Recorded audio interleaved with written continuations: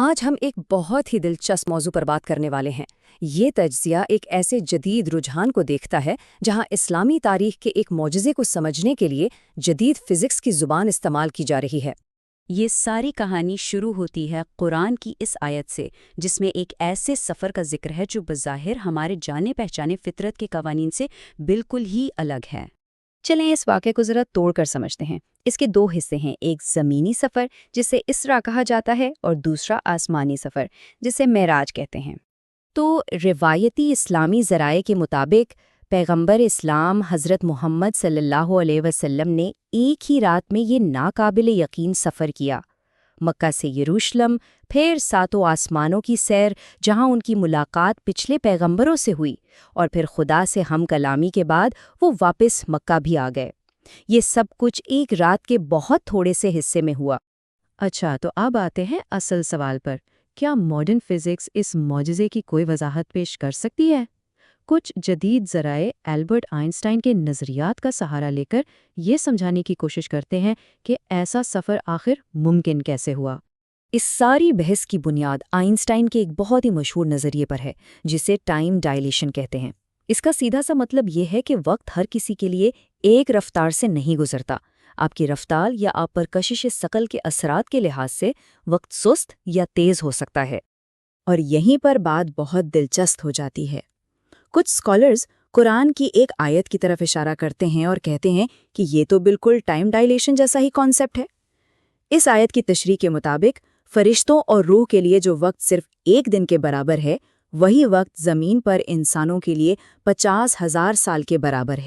تو کہنے کا مقصد یہ ہے کہ تھیوری کے مطابق جو سفر کرنے والے کے لیے پوری رات کا تھا، وہ زمین پر دیکھنے والے کے لیے شاید پلک جھپکنے کے برابر ہی گزرا ہو۔ ٹائم ڈائلیشن کی وجہ سے یہ ممکن ہو سکتا ہے۔ اچھا، تو یہ تو ہوئی وقت کی بات، لیکن اتنے لمبے کائناتی فاصلے کیسے طے ہوئے؟ یہاں پر فزکس کے کچھ اور دلچسپ نظریات سامنے آتے ہیں۔ مثال کے طور پر قرآن میں ایک لفظ ہے معرج، یعنی چڑھنے کے راستے۔ کچھ جدید تشریحات میں یہ کہا گیا ہے کہ یہ بالکل ویسا ہی ہے جسے آج کے فزسٹس وارم ہولز کہتے ہیں، یعنی اسپیس ٹائم میں ایک شارٹ کٹ یا سرنگ جو اربوں کلومیٹر کا فاصلہ لمحوں میں طے کروا سکتی ہے۔ اور پھر ایک اور آیت ہے جو ایک بہت ہی حیران کن کیلکولیشن کی بنیاد بنتی ہے۔ اس آیت میں ایک دن کو 1000 سال کے برابر بتایا گیا ہے۔ ایک مقالے میں اس کا طریقہ کچھ یوں بتایا گیا ہے۔ پہلے تو یہ حساب لگایا جاتا ہے کہ چاند 1000 قمری سالوں میں کتنا فاصلہ طے کرتا ہے، پھر زمین کے ایک دن میں کتنے سیکنڈز ہوتے ہیں یہ نکالا جاتا ہے، اور آخر میں اس کائناتی فاصلے کو وقت پر تقسیم کر کے رفتار معلوم کی جاتی ہے۔ اور نتیجہ دیکھ کر آپ حیران رہ جائیں گے۔ اس فارمولے سے جو رفتار نکلی وہ ہے 2,99,792.45 کلومیٹر فی سیکنڈ۔ اور روشنی کی اصل رفتار کتنی ہے؟ 2,99,792.458 کلومیٹر فی سیکنڈ۔ مطلب یہ تقریباً بالکل ایک جیسی ہے۔ لیکن ٹھہریے، سائنس کی یہ ساری باتیں ایک طرف، اسلامی اسکالرز کے درمیان خود ایک بہت بڑی اور پرانی بحث موجود ہے۔ یہ بحث صدیوں پرانی ہے کہ یہ سفر جسمانی تھا یا روحانی۔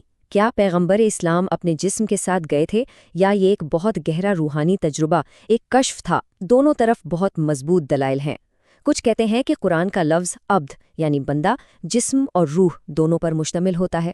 دوسری طرف پیغمبر کی اہلیہ حضرت عائشہ سے منسوب ایک قول ہے کہ آپ کا جسم بستر سے جدا نہیں ہوا۔ تو اب ہم ایک ایسے موڑ پر ہیں جہاں سائنس اور روحانیات کے یہ راستے آپس میں ملتے ہوئے نظر آتے ہیں۔ دیکھیں، ان ذرائع کا مقصد یہ ثابت کرنا نہیں ہے کہ فزکس نے مذہب کو سچا ثابت کر دیا، نہیں، بالکل نہیں، بلکہ اصل نقطہ یہ ہے کہ آج کی سائنس ہمیں ایک نئی زبان، نئے الفاظ دے رہی ہے ان چیزوں پر بات کرنے کے لیے جو پہلے صرف ایمان اور عقیدے کا حصہ سمجھی جاتی تھیں۔ ایک مصنف نے اسے بہت خوبصورتی سے بیان کیا ہے۔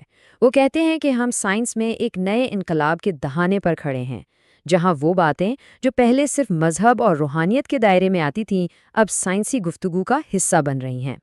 تو آئیے ساری بات کو سمیٹتے ہیں۔ ہم نے اسرا و معراج کے معجزے کو دیکھا، پھر ہم نے دیکھا کہ کیسے کچھ جدید مصنفین ٹائم ڈائلیشن اور ورم ہولز جیسے سائنسی نظریات کو اس کی وضاحت کے لیے استعمال کرتے ہیں، اور ساتھ ہی ہم نے اس بنیادی مذہبی بحث کو بھی سمجھا کہ یہ سفر جسمانی تھا یا روحانی۔ آخر میں یہ ذرائع ہمیں ایک بڑے سوال کے ساتھ چھوڑ جاتے ہیں۔ یہ سوال ثبوت کا نہیں ہے بلکہ سوچ کا ہے کہ جب سائنس کی زبان اور ایمان کی زبان ایک ہی کائنات کو بیان کرنا شروع کر دیں تو کیا ہوتا ہے۔